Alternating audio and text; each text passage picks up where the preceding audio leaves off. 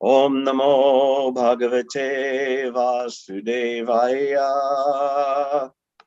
Om Namo Bhagavate Vasudevaya. Om Namo Bhagavate Vasudevaya. Om Namo Bhagavate Vasudevaya. Om Namo Bhagavate Vasudevaya. Om Namo Bhagavate Bhagavate Vasudevaya. Reading from Srimad Bhagavatam, Canto 1, The Creation, Chapter 9, The Passing Away of Vishvadev in the Presence of Lord Krishna, Text 38 today. Shita Vashikahato Vashirnadamsha Kshata Japaripluta Tataino Me Prasahamabhisasaраmadvadartam Sabhavatu Me Bhagavan Gatir Mukunda Shita Vashikahato Vashirnadamsha Kshataja Paripluta Tataino Me Prasabhamabhisa Saramadvadartam Sabhavatu Me Bhagavan Gatir Makunda Shita Vashikahato Vashirnadamsha Kshataja Paripluta Tataino Me Prasabhamabhisa Saramadvadartam Sabhavatu Me Bhagavan Gatir Mukunda. Everyone chant, please. Hare Krishna. Shita Vishikhato Vishirnadansha Kshataja Paripluta Atataino Me Prasabham Abhisasar Madhavadartham Sabhavatu Me Bhagavan Gatir Mukunda.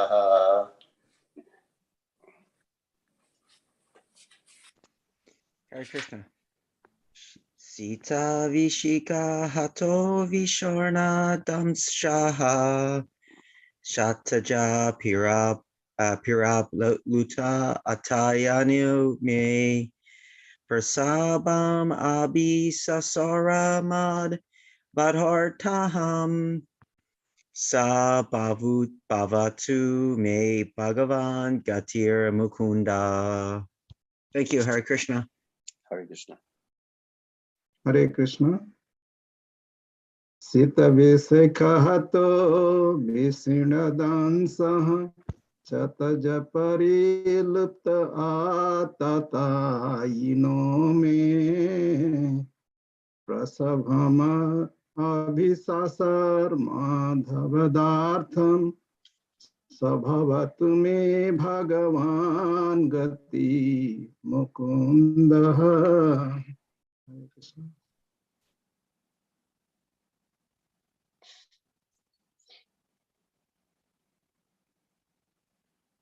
Anyone else? Sita Vishikahato Visirnadamsha Kshata Paripluta Atatayino Me Prasavam Abhisasara Madvada Hartam Sabhavatu Me Bhagavan Gatir Mukunda. Hare Krishna. Shita Vishika Hato Vishirna Damasaha Sataja Paripluto Atataino Me Prasambham Abhisasar Madhavadartam Sabhavatu Me Bhagavan Gatir Mukunda.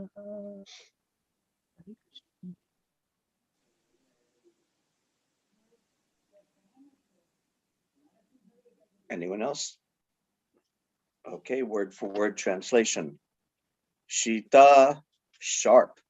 Vishika, arrows. Hata, wounded by. Visirnadamsha, scattered shield. Kshataja, by wounds. Paripluta, smeared with blood. Atatayina, the great aggressor.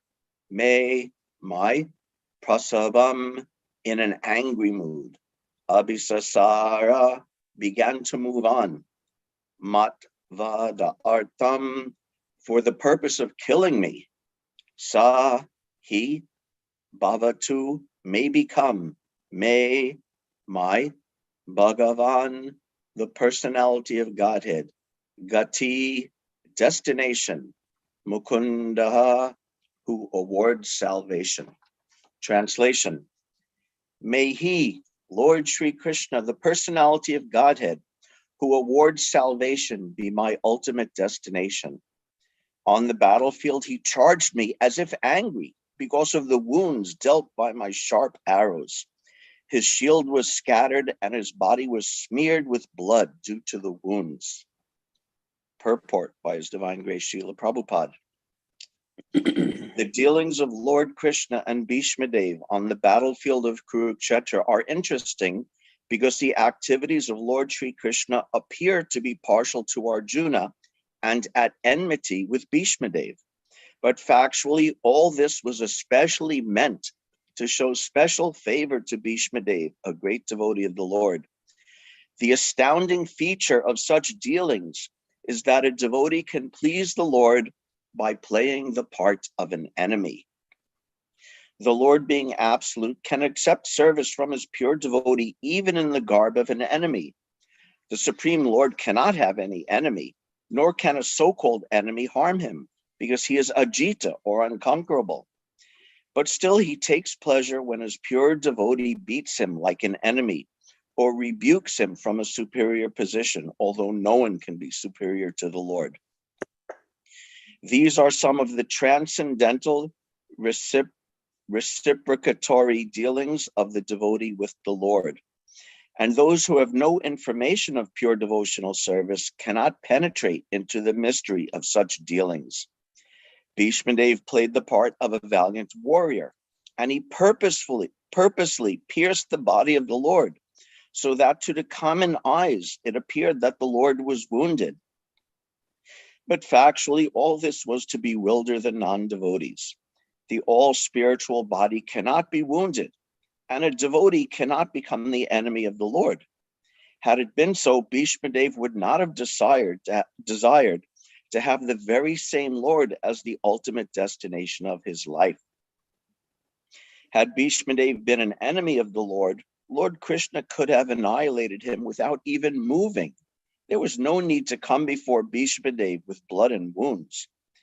But he did so because the warrior devotee wanted to see the transcendental beauty of the Lord decorated with wounds created by a pure devotee. This is the way of exchanging transcendental rasa, or relations between the Lord and the servitor. By such dealings, both the Lord and the devotee become glorified in their respective positions.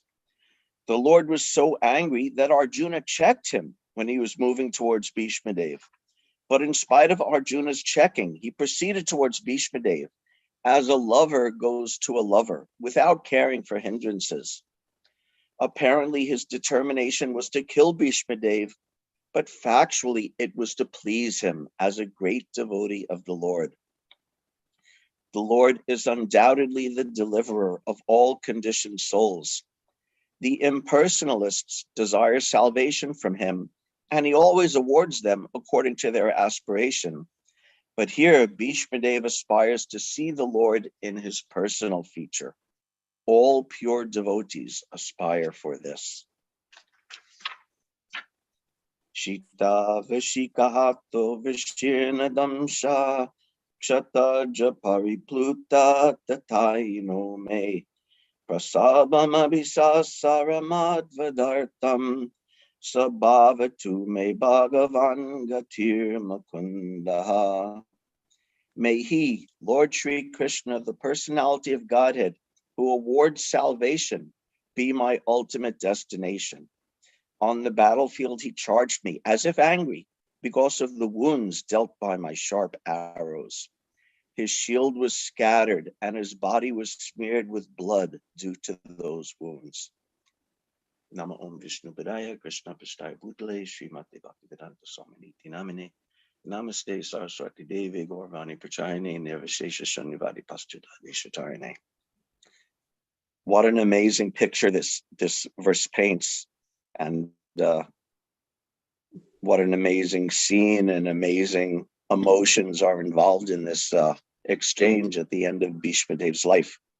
Yeah. So we could, try to appreciate this a little bit.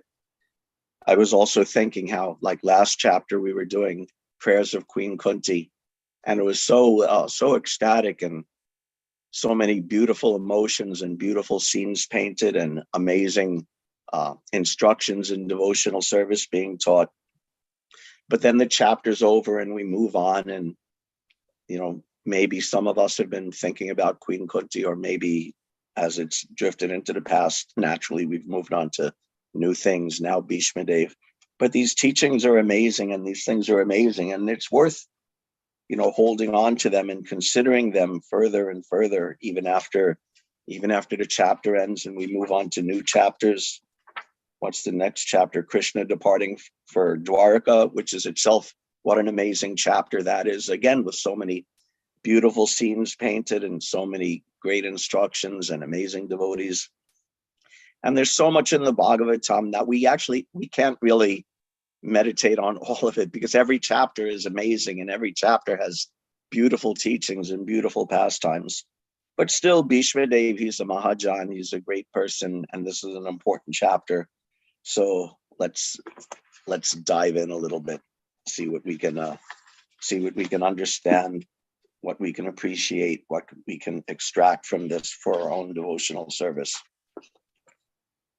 First, I wanted to look at a couple of the words in the translation. The sharp arrows, Visirna Damsha. Prabhupada translates as scattered shield. Damsha in other places, Prabhupada translates Damsha as armor, just like any kind of armor or protective gear. Here he's saying shield, but we can understand that it includes all of the armor that the Kshatriyas wear. They have beautiful golden armor to protect them from arrows and such. And all of this was simply being smashed by and pierced by Bhishmadev's sharp arrows. Atatayano, Prabhupada says, great aggressor. Atatayana means someone who is approaching you with their bow bent in order to kill you. This is Atatayana.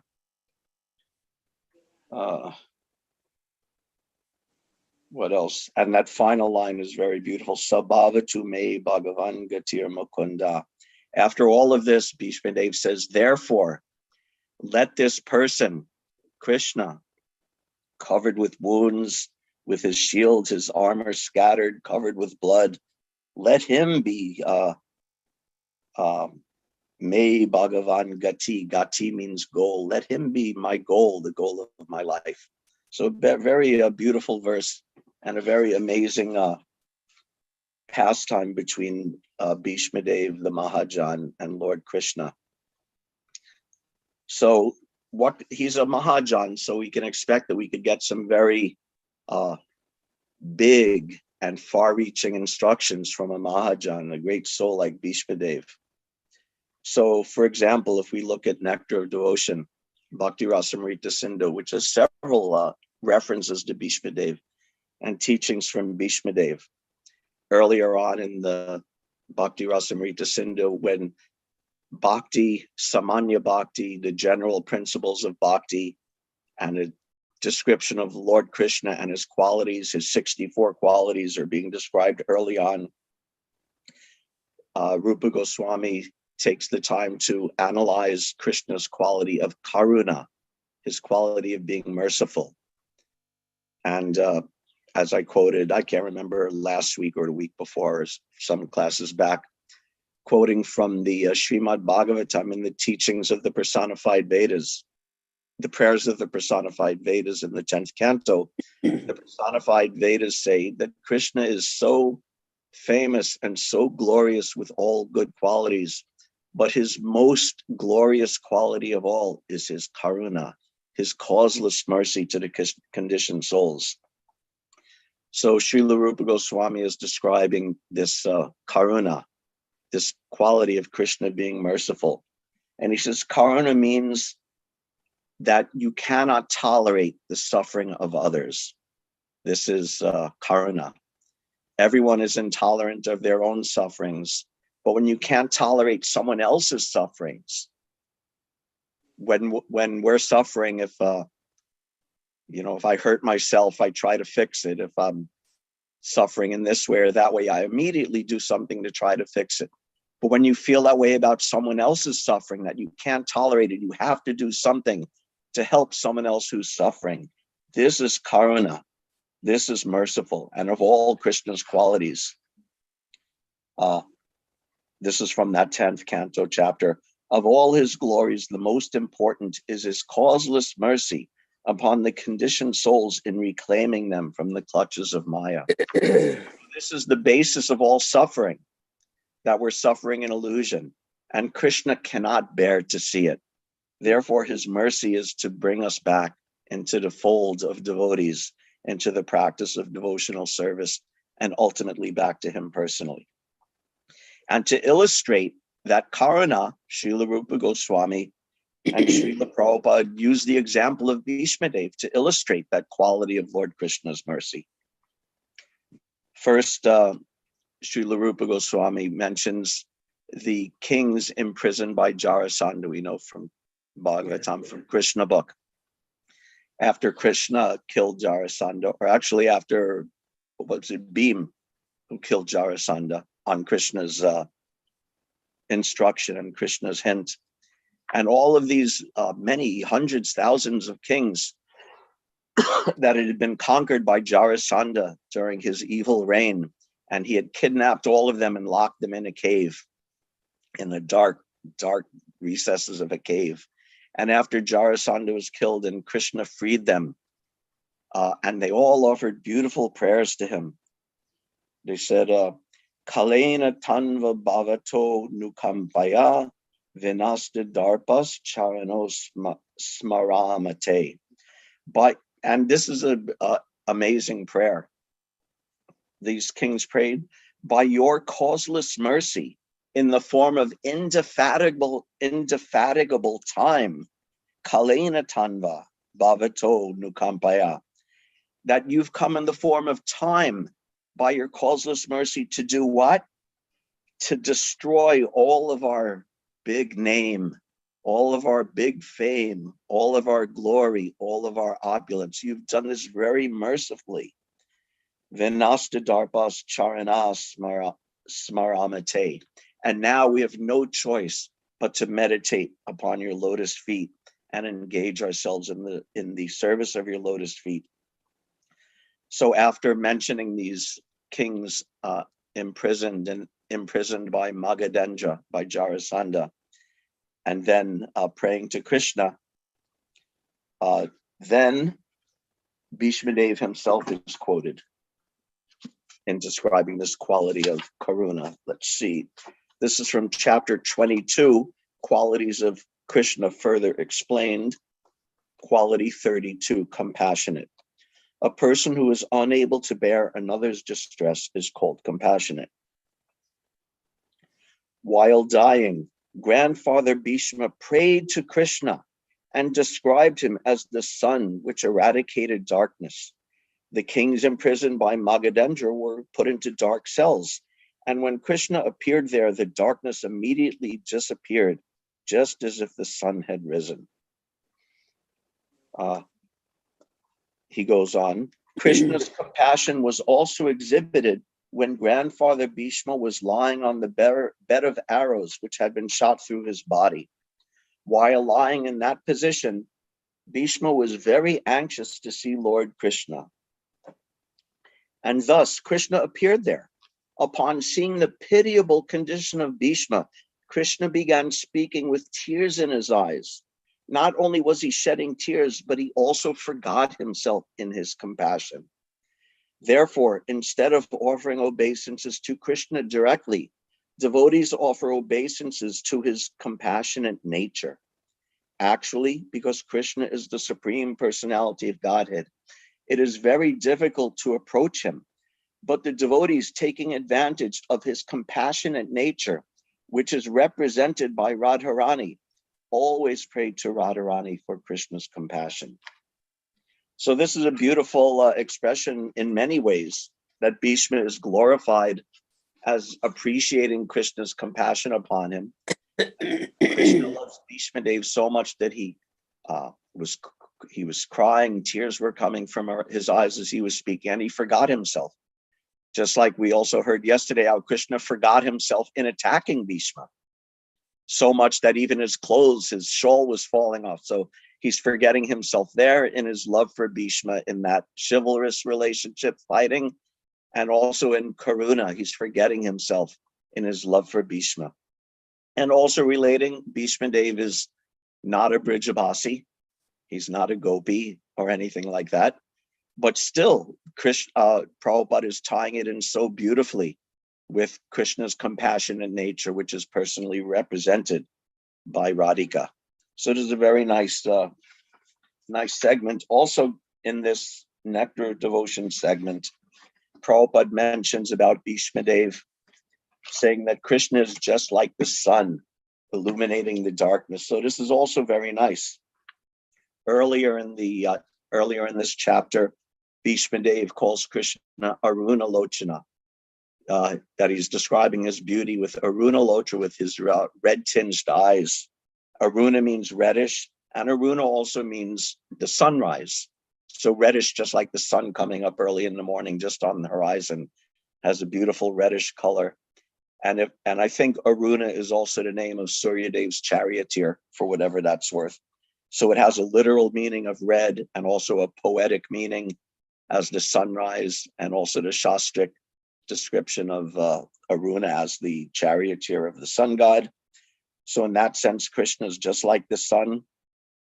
And in Bhishmadev's coming up in a few verses, his very last words, Bhishmadev's before he passes away, he says, Pratidrisham evanikadarkam ekam samadhi gato smi viduta beda moha. He says samadhi gato, so same like today, he's saying, Sabhavatu me Bhagavan Gatir Mukunda, that my gati, my goal, is Krishna Mukunda. And in this verse, he's also saying Samadhi Gati, that the goal of my meditation. And what's he saying? Pratidrisham even Naikadarkam ekam. Krishna is just like the sun. We've heard this, Krishna Suryasam Mayahayandakar Yahan Tahan Yahan Krishna Tahan Nahi Maya Adhikar. That Krishna is just like the sun, illusion is just like darkness. And when the sun of Krishna rises, then the darkness of illusion is immediately dissipated.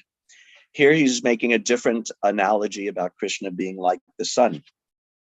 He says the sun is one. Arkam, the verse says, ekadarkam ekam, that the sun is one. But every single individual, every person, millions of people, and millions of acres of land and animals and plants, they're all individually appreciating and being shined upon by the sun. So all of those unlimited entities have a relationship with the sun, and yet the sun itself is one. So this is very significant, and will come up later, that Krishna is one, but he still is present as super soul, and in so many ways, individually and distinctly and uniquely relating with every living being. And yet he is the one single Krishna, just like the sun is one in the sky, but everyone in the world, millions of people, can individually appreciate the sunlight. He says, now, because I understand that, I'm completely free of all illusion, and samadhi gati, now I could fix my mind perfectly on Krishna and return to Krishna, who is gati, the goal. So these are beautiful references from Nectar of Devotion about Bhishmadev. We can understand this is why he's a Mahajan. He's teaching us these amazing things. One other thing, one other teaching of Vishvadev that did I write it down? I'm not sure if I wrote it down. Yes. Vishvadev also gave the teachings about what is the nature of prema. And Srila Rupa Goswami and Srila Prabhupada also mentioned that in his teachings in Bhakti Rasamrita Sindhu. Early in the Nectar of Devotion in Bhakti Rasamrita Sindhu, when prema is actually, it's not early, it's later in it, when the topic of prema itself, pure love of Krishna, comes up.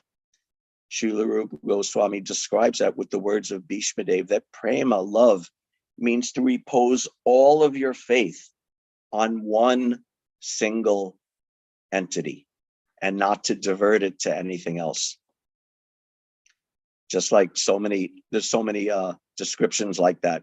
Going back to Queen Kunti's prayers, she says, Gange Vogamudanviti, let my love flow exclusively to Krishna, unimpeded and directly to Krishna, like the Ganges flowing down to the river. How does that verse start? Gange Vogamudanviti is the last line. Does anyone remember the first line of that?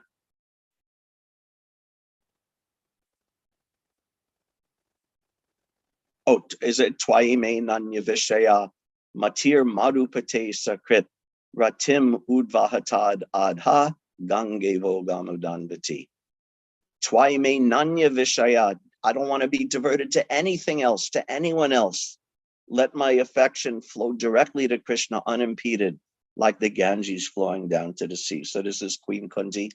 And Queen Kunti also explains furthermore that Sneha Pasham Imam Chindi, Dridham Pandushu Vrishnishu, even the Pandus and the Vrishnis, who are not only her family members, but great devotees. But she said, just like Bhishmadev says, prema means focusing on one person without being diverted to anyone else. So she says, Sneha Pasham Imam Chindi, cut these bonds of affection for my family members, the Pandus and the Vrishnis.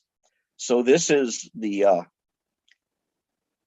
intensity of focus that's needed in devotional service. We read in Bhagavad Gita, Vyavasayatmika buddhir ekeha, one-pointed, ekeha kurunandana. So this is the quality of devotional service that's needed. And this is what Bhishmadev is teaching us, this one-pointed. And let's see if I have this. That's Bhagavad Gita 241. Srila Vishwanath Chakravarti, he describes what this one-pointedness is. This one-pointed Vyavasayatmika buddhir ekeha. Vishwanath Chakravarti says, my sadhana is to serve the lotus feet of the Lord, to remember and glorify him as instructed by my guru. That is also my goal, my sadhya. It is my life-sustaining medicine, for I cannot give up the sadhana and the sadhya. This is my most desirable object, my duty, and nothing else is my duty. Nothing else is desired even in dreams. There may be happiness or sorrow. Samsara may be destroyed or may not be destroyed. That is no loss for me. Let there only be resolute intelligence fixed in pure bhakti. So this is what Bhishmadev is teaching. This one-pointedness that Krishna has to be our sole exclusive goal.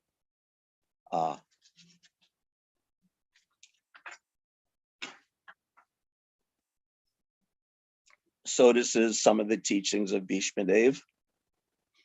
So when Bhishmadev sees the love of Krishna for his devotees, and he's so touched by it and is completely fixed on Krishna and sees Krishna's karuna, his mercy upon him and upon all the devotees, he has a particular reaction to that.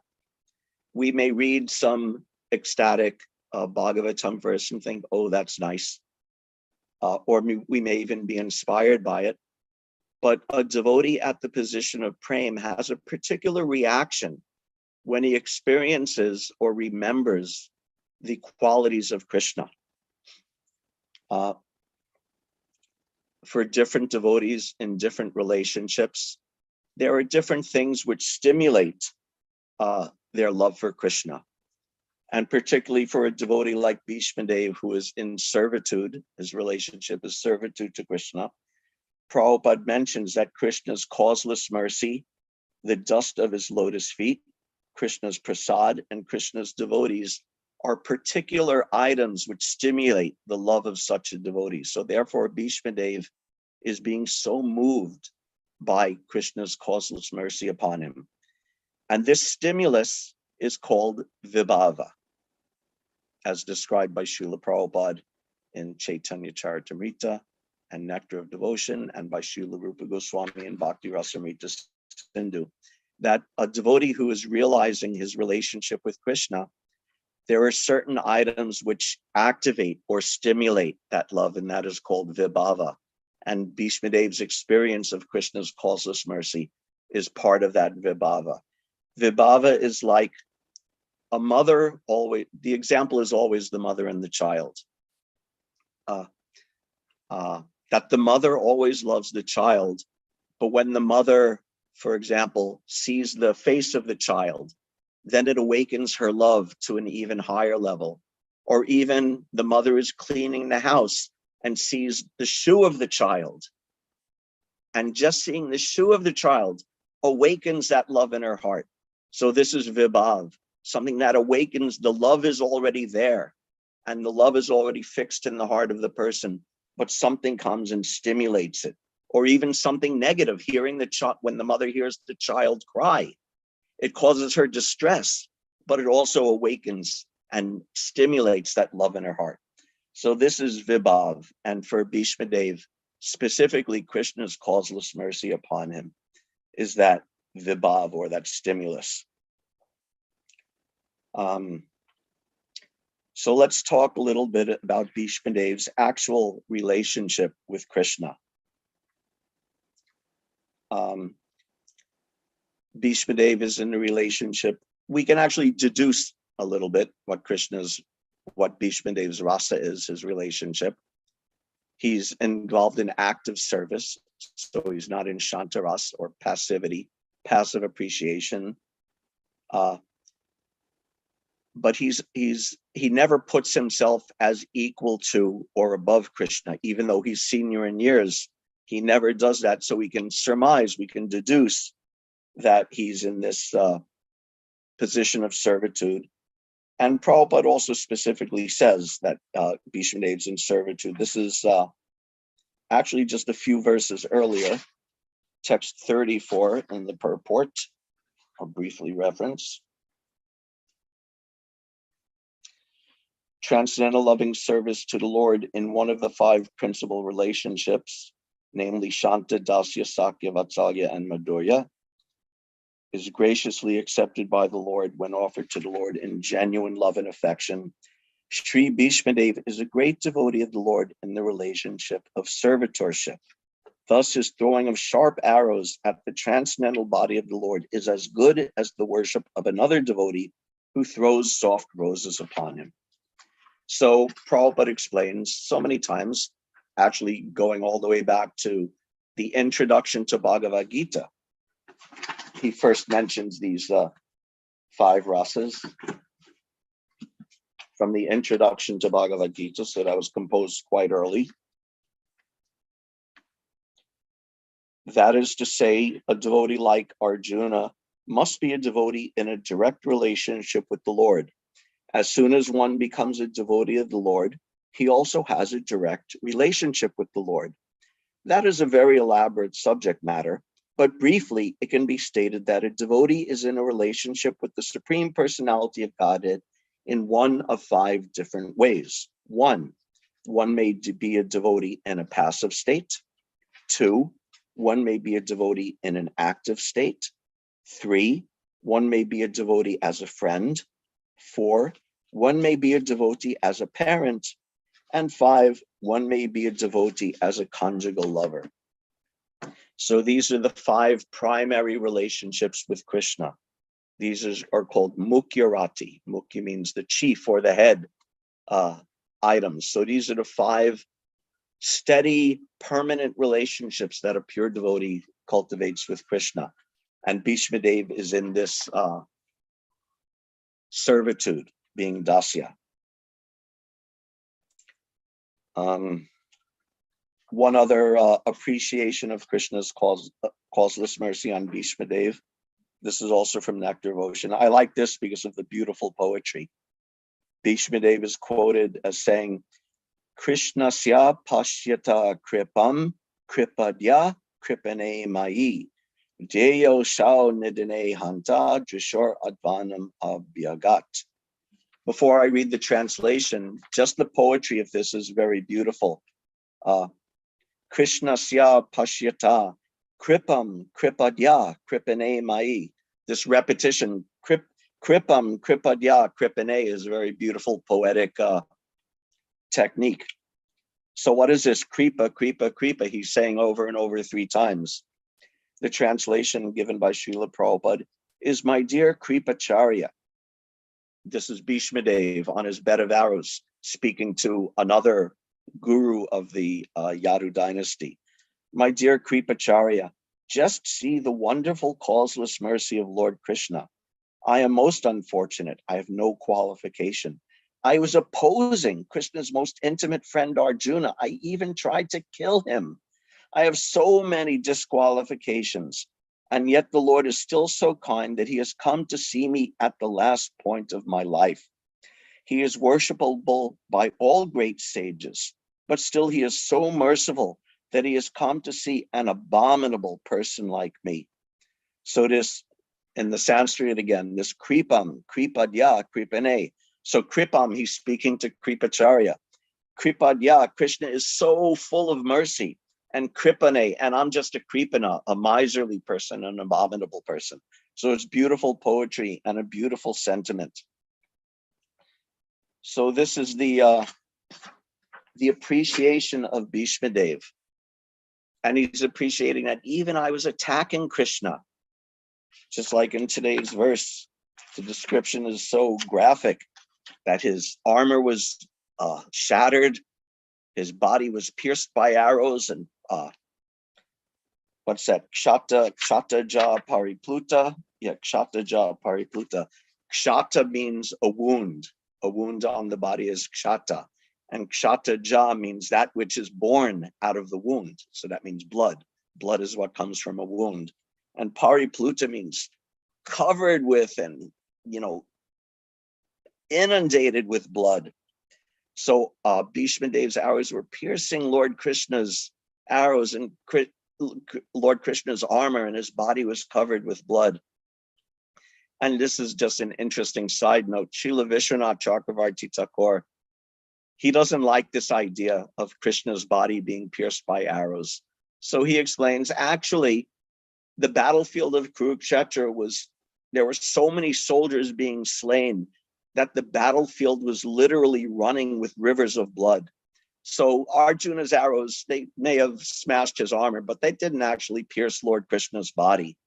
But because as soon as he stepped off the chariot, because the battlefield was so full of these rivers of blood, that Lord Krishna became covered with blood. So this is Srila Vishwanath Chakravarti Thakur's sentiment, that he doesn't like the idea of Krishna's body being pierced by arrows. Just like similarly, when he describes Krishna's disappearance, without going into the whole story, at the time of Krishna's disappearance, a hunter shot an arrow at Lord Krishna, thinking he saw Lord Krishna's foot in the forest sticking out from under a bush, and he thought it was the nose of a deer. So he shot his arrow at it. And some say, the arrow pierced Lord Krishna's foot, and then he took that as an opportunity to leave this world.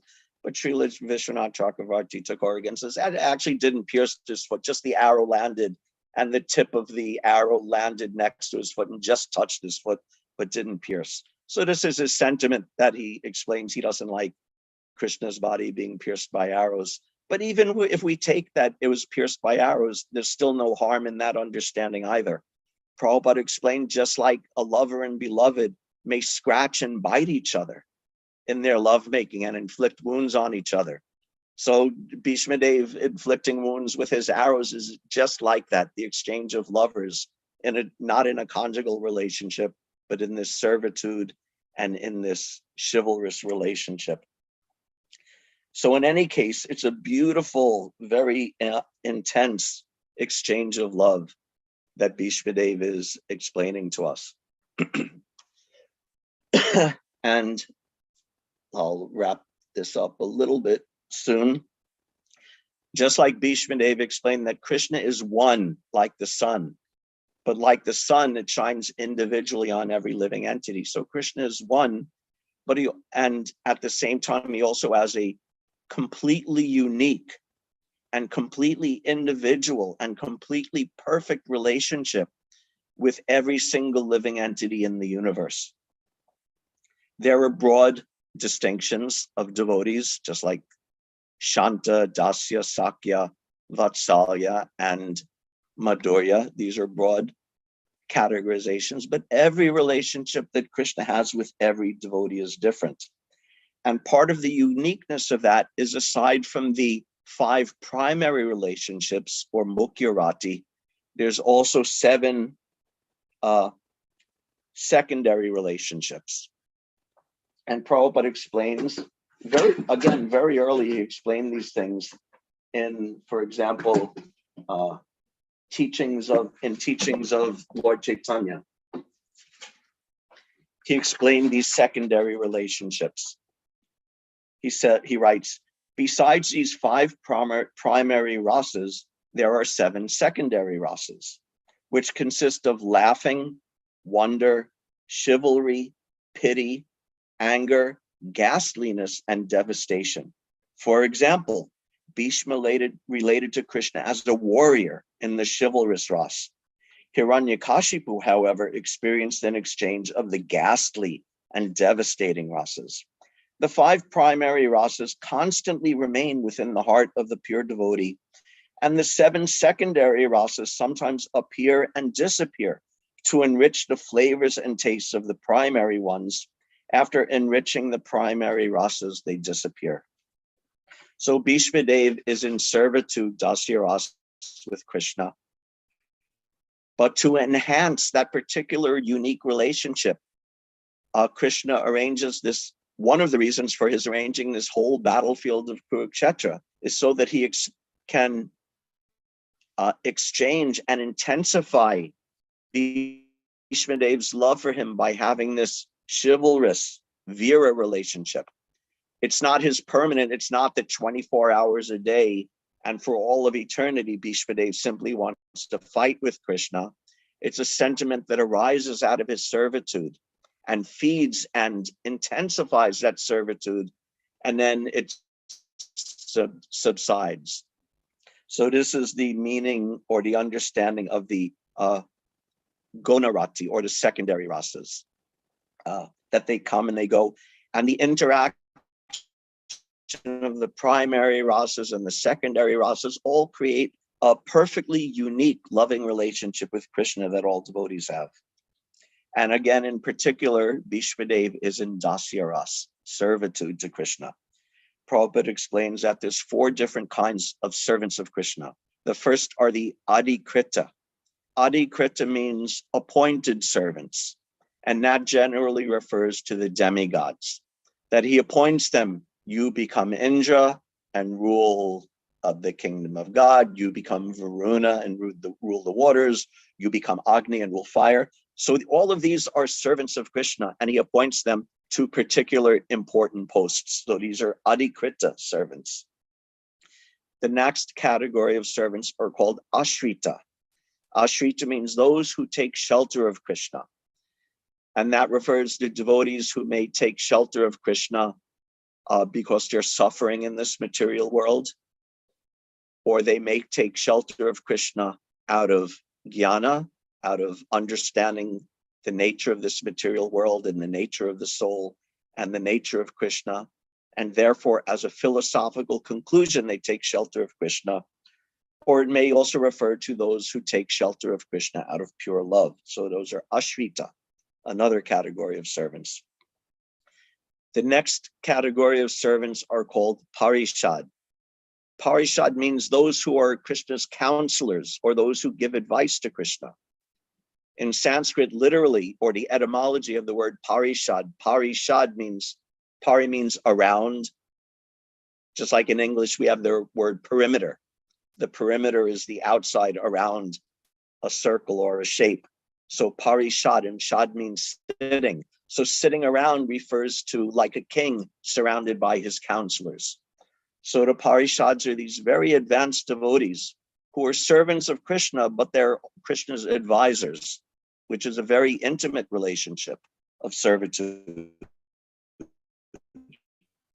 And these include, the topmost of all these is Uddhava, and it also includes devotees like Acarya, devotees like Ugrasen, and of course Vishvadev, who was one of these counselors or advisors of Krishna. And finally, the fourth category of servants is Anuga. And this generally refers to the most intimate servants of Krishna. In particular, those in Vrindavan. They're servants, but in the very intimate setting of Vrindavan Dham. Just like every morning when Krishna will go out to the forest, Mother Yashoda will tell the different servants of Krishna that you make sure you carry Krishna's umbrella and hold it over his head to protect him from the sun. And you make sure you carry Krishna's tambula to offer him at lunchtime. And you carry a stick to protect Krishna. So these are all servants, but that servitude is so intimate. And Srila Rupa Goswami explains that especially the parishads and the anugas are so intimate with Krishna that although they're in servitude, because they're so intimate, their loving relationship also often leaks into higher rasas, like they become more friendly, just like Jaruka is another parishad. He's Krishna's servant, but it's such a close relationship that there's elements of friendship in it.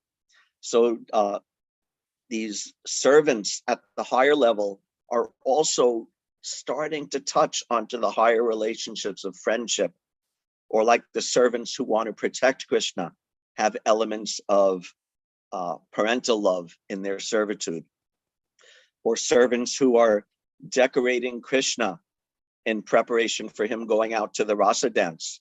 They're servants, but they're also partaking in starting in a little way, partaking of Krishna's conjugal relationship in that way. So these are the servants, so important. And of course, servitude, we know, is the basis of all relationships to Krishna, are based in servitude ultimately. So Vishvadev is in that relationship.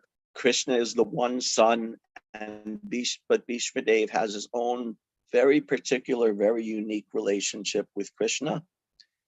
And we, all of us devotees, and indeed all of us in the material world, we're identical in the sense that we're all qualitatively identical as jivas. Our nature is exactly the same, but each of us has a perfectly individual, perfectly unique relationship with Krishna. Prabhupada was once explaining how in the material world, everything is created out of the three modes of material nature. And he explained, so there's three modes of material nature, Satya, Raja, Tama, and those three combine with each other, and 3 into 3 becomes 9. And those 9 interact with each other, 9 into 9 becomes 81. And in that way, all of the unlimited varieties of material nature are constructed. So we can also understand spiritually that there's these 5 primary rasas and these 7 secondary rasas which come and go, and they all combine according to our individual nature. The 5 into 5 becomes 25, and into 7, and interacting in this way and that way to create for each one of us and for Krishna a perfect and unique loving relationship that every single living entity has with Krishna. Therefore, Krishna is enjoying in the spiritual world, and that enjoyment is so unlimited And he has such unlimited number of devotees and such unlimited quantity and quality of devotees there. Devotees like Radhika, devotees like his coward boyfriends. What an elevated level they're on. And yet, there's one thing that even Radharani can't give Krishna, and that's the individual relationship that Krishna has with me, or with you, or with you, or with you, that each of us have to give to Krishna, and that Krishna himself is hankering for. Krishna is described in the very first verse of Bhakti Rasamrita Sindhu as Akila Rasamrita Murti. He's the reservoir and the enjoyer and the appreciator of Akila Rasa, of every single relationship. So that means he wants a relationship, loving relationship with every single devotee. Sometimes we hear this in a criticizing way. You criticize someone thinking, oh, you think you're special, or oh, you're a special, unique snowflake. Sometimes people say criticizing, oh, you're not a special, unique snowflake. But actually we are. Each of us are a special, unique snowflake in the sense of our loving relationship with Krishna. And therefore the best thing for that to Krishna. Let's see. Final point.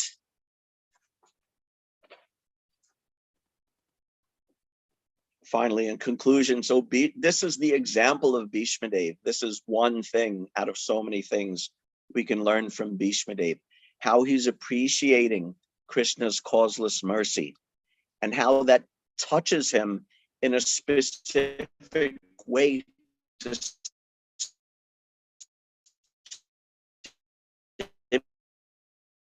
stimulate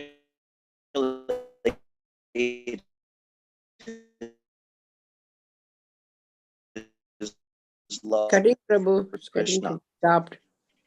How his servitude is enriched by his virara, that one has this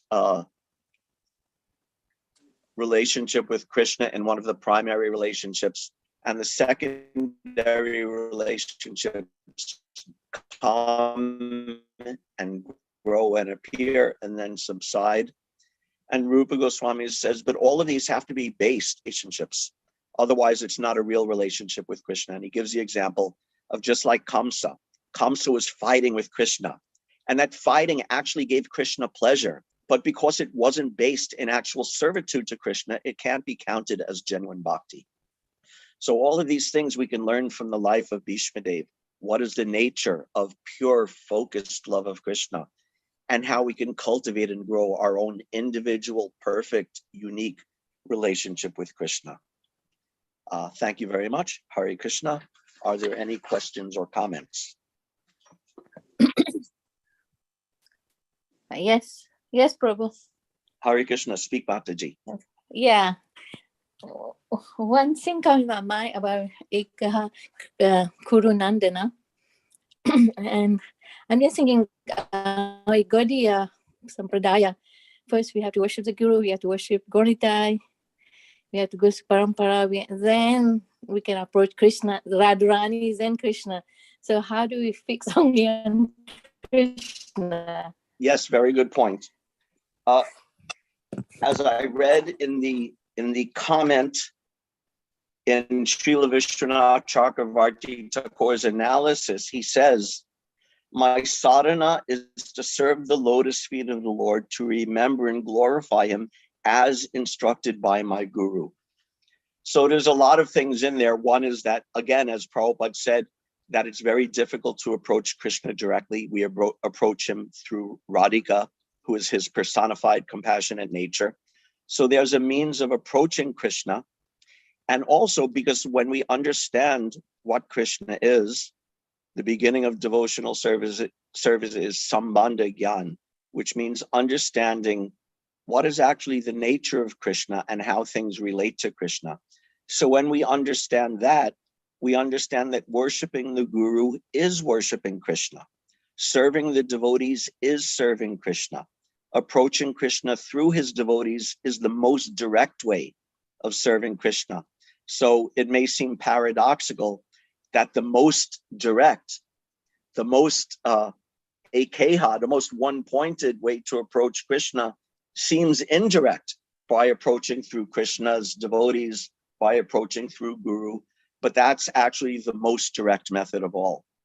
So it's based on understanding Krishna, understanding the process for approaching Krishna as given by Krishna himself and as given by the parampara. And yet at the same time, we also have to remember that it's all about Krishna, that Krishna is the goal. We serve our Guru, we serve the devotees, but we have to understand that these are all valuable in their relationship with Krishna, and Krishna himself is the goal. And just like for Queen Kunti, and just like for Vishvadev, there may be times in our life or situations in our life when we need to tighten that focus even more directly on Krishna. Vishvadev spent his whole life serving the devotees, and yet at the time of his death, he's focusing very exclusively on Krishna. And Queen Kunti spent her whole life serving the greatest devotees of all. And yet when Krishna was leaving for Dwaraka, she's praying, break my attachment for these others. So if we're a little bit intelligent and a little bit thoughtful, we know how to integrate these different ideas. That Krishna is the exclusive goal. Prema means focusing all our affections on Krishna and on no one else. And yet simultaneously, achinta beta beta tattva, understanding simultaneously one in difference, we understand that Krishna is represented by and available through his devotees and through the parampara and through our spiritual master. Does that explanation help at all? Oh, yes, Prabhu. Yeah, I always think, we cannot approach Krishna directly. So this always comes in my mind. How can you fix only? We can't approach Krishna directly. But we also have to understand what directly means. Approaching Krishna through the Guru actually is direct, in a sense. Like I said, it may paradoxically seem indirect that I'm approaching the Guru or Prabhupada, not Krishna, but Prabhupada is at Krishna's lotus feet. So if we're approaching Prabhupada, it's exactly the same as directly approaching Krishna, and better than directly approaching Krishna, because it is direct. Hare Krishna, thank you nice very question. much. Thank you. Nice to explain. Yes, Mother Mitravinda's hand is up. Yes, Mata. Hare Krishna Prabhu, please send my obeisances. Okay. All glories to your Papa. Thank you for class. And you're speaking about serving the Guru and being able to connect with Krishna through Guru. Would you please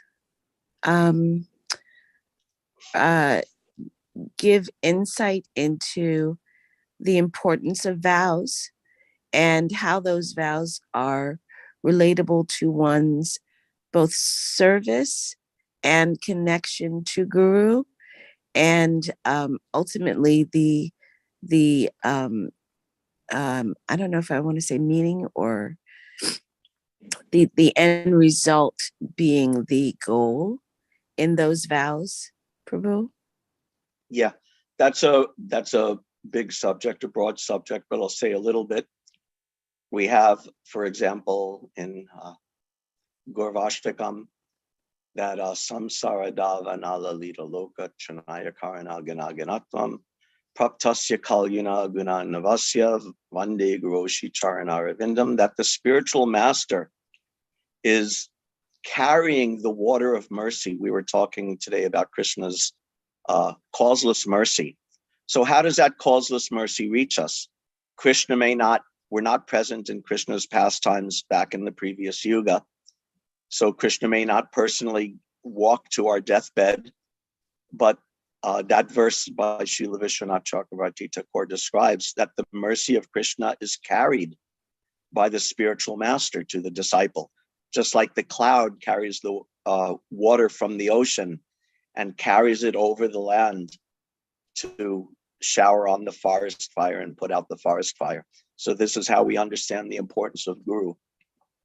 That if we're in a forest fire, we may not have direct access to the ocean, but if the rain cloud comes, that's exactly the same water as came from the ocean, but the rain cloud carries it over. Who is both able and willing to carry that mercy from Krishna and to shower us with it.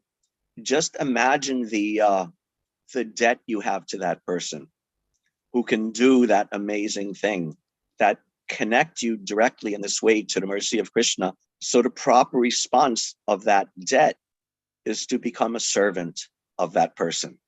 And therefore we accept vows, we accept discipleship, we accept, as Prabhupada said, the position of menial servant of the spiritual master. And the vows, the minimal vows, of course, are chanting 16 rounds and 4 regulative principles. But the real vow is to dedicate our lives entirely to the service of the spiritual master. And what service does he engage us in? To take that water of mercy that is coming from Krishna and that he's delivering to us, and we in turn deliver it to the other persons in our life and in our world.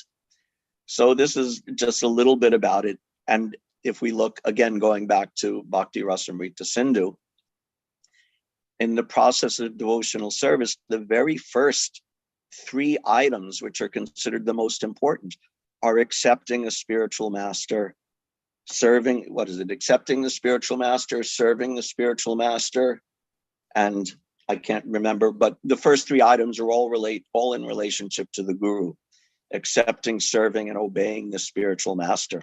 So this is the beginning of devotional service, and not just the beginning of it, but it's the substance of devotional service. Everything else is practiced under that banner or under that umbrella of service to the spiritual master. And like I said, it's a big topic. You could give a month-long seminar or more on it, but that's just a few thoughts on it. Does that address at all what you were thinking of, Mother? Very much so, but also in regard to not momentarily or by some space, but breaking a vow. What are the implications, or what is the translation of that? Or defining of breaking a vow also. Yeah, it's not a good thing. I know it might be too much. Yeah, it's not. I'll just summarize. It's not a good thing, especially in Vedic. We've heard these stories, just like in the story of Vishvadev. Vishvadev made a vow that I'll kill Arjuna. So in Vedic tradition, which we're a part of, that accepting of a vow is so critical. Prabhupada said about those who don't maintain the vow of initiation, he said, if you make a promise to do those things and you don't do it, you're not even a gentleman, he said. So it's extremely important. We also have to be sometimes tolerant, and we have to be forgiving. And there are people who broke their vows to Srila Prabhupada and then also came back, and Prabhupada accepted them. So it's not a good thing. It's a very serious thing. But we also have to be tolerant and accepting and understanding to some degree also. So that's about all I could think to say about that topic. Thank you. Anything else, question or comment? Hare Krishna, Prabhuji. Hare Krishna. Nice. I really like Vishvadev's instruction about the definition of love, that let the affection flow exclusively to Krishna, like the river goes to the ocean. I really like this. And I have a question about rasa. There are the 5 mukhya rasas. So they are in relation with the Krishna, or that is the general quality of the person. Could you repeat that? I didn't quite understand what you said. You said that the Vishvadev had the Dasya rasa. Yes. And so it was his relationship with Krishna in Dasya rasa. Yes. So I was thinking that when we all remember that Santanu and Ganga had the Vishnu Pitama, their son, and when Shantanu wanted to marry Satyavati, Yes, and Satyavati said that she would only marry him if her son gets the kingdom. right. Then when Vishvadev came to know about it, he said that I will not take the kingdom. I will let her son take the kingdom. And then she said that what if Vishnudev's wife would say that her son should get the kingdom, then he vowed that he would not even get married. Right. So for his father's happiness. So he was very, very calm, and that's why I thought that he had Shantarasa also. So I was thinking these rasas are only in relationship with the Krishna or in general quality, because in generally he was Shant also. So that's that's interesting. These the language that Srila Rupa Goswami used in describing these rasas actually originated in the Natya Shastra, or the literature, the Vedic literature about drama. So these originally terms from drama. So we can understand that these are qualities that are present even in ordinary life, even outside of Krishna consciousness. Just like the mother and the child have a very clear Vatsalya relationship. It's not Vatsalya Rati with Krishna, but those qualities may be there to some other degree. One other point that may or may not be relevant is that if we take the rasas as like higher and higher steps from Shanta, Dasya, we can also understand that each of the rasas, as we go up, contains the qualities of the rasas below them. So Bhishmadev is in Dasya ras, but he will also have elements of Shantaras within him. For example, Shantaras includes detachment from material life and being dutiful and not being disturbed by material conditions. These are all qualities of Shantaras. So a devotee in Dasyaras, or indeed even in the highest relationships, will also have, at certain points, will manifest the qualities of the lower relationships. So they may be present there and they may come and go. But it doesn't, what's the word I'm saying? It doesn't eliminate the fact of the primary ras being the primary relationship one has with Krishna. Does that make sense? Yes, yeah. So his relationship with Krishna in Dasyaras. Yes, but those other things may be there at some time, especially, like I said, the higher ones contain also within them the qualities of the lower ones. Okay, yeah, thank you, Hare Krishna. Hare Krishna. Anything else, question or comment?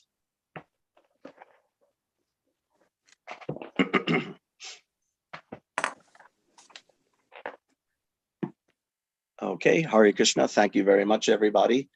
It's a beautiful day out, so I guess we get to have Sunday feast outside again.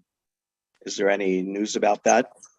Yes. That's the plan. Awesome. We hope everybody can come out today. We start at 4:30 for the Sunday program, and the plan is it's going to be up in the 70s today, so we should be able to all be able to honor Prasadam together outside. Jai. Very nice. Jai. Hare Krishna. Thank you, Prabhu. Thank you. Thank you very Hare much, Krishna. Acharya. Thank you, everybody. Have a great day. Vanchakalpatarubhyascha kripa sindhubhya eva cha patitanam pavanebhyo vaishnavebhyo namo namaha. Hare Krishna. Thank you very much, Prabhuji. Wonderful. Hare Krishna.